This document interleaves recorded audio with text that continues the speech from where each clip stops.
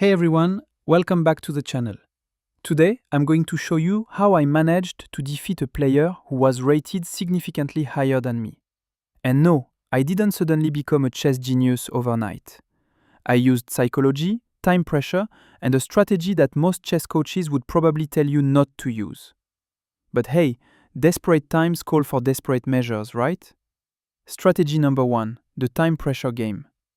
The first thing I did was make my moves as quickly as possible. Now, you might be thinking, wait, isn't that how you blunder? But here's the thing, when you're not using time, your opponent can't use your time to calculate their next moves. Think about it. In a normal game, while you're thinking for 3, 4, maybe 5 minutes, your opponent is sitting there analyzing the position, planning their strategy, calculating variations. By playing fast, I'm forcing them to only think on their clock.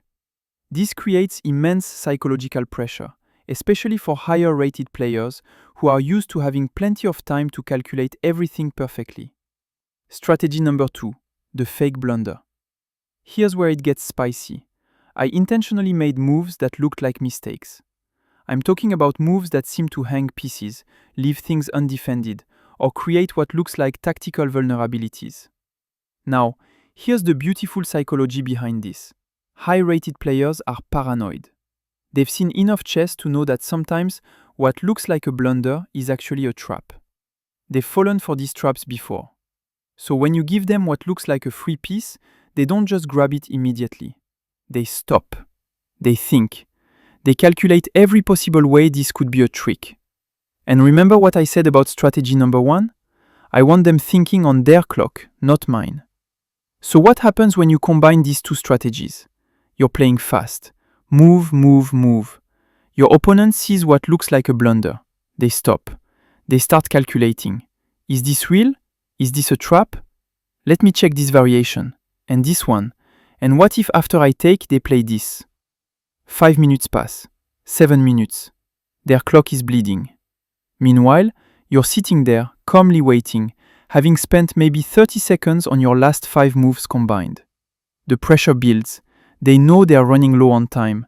They know they need to make a decision. And that's when it happens.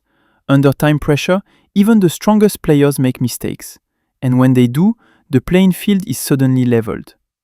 You're no longer facing a player rated 200, 300, 400 points higher than you. You're facing a human being who just made a critical error. Now, here's the most important part of this entire strategy. You have to recognize when your opponent makes that huge blunder. This is where all those tactics puzzles you've been doing come into play. This is where pattern recognition matters. Because if your opponent hangs a piece, or leaves their king exposed, or misses a back rank mate, and you don't see it, well, then all that psychological warfare was for nothing. Now, before you run off and try this in all your games, let me give you some important warnings. This is a high-risk strategy.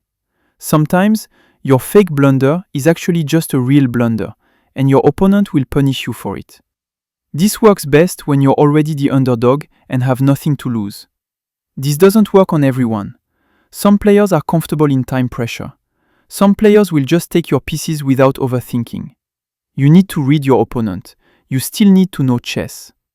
The only reason this strategy worked is because I could recognize when my opponent blundered, and I knew how to convert the advantage.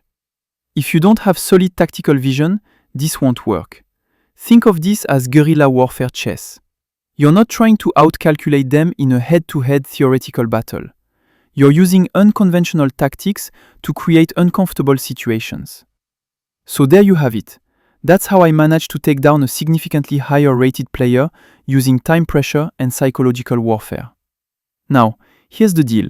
If this video gets 100 likes, I'll make a follow-up video showing you the actual game where I beat a 1900 rated player using these exact two strategies. I'll go through the game move by move, show you exactly where I employed the fake blunders, and break down the critical moment where they cracked under pressure.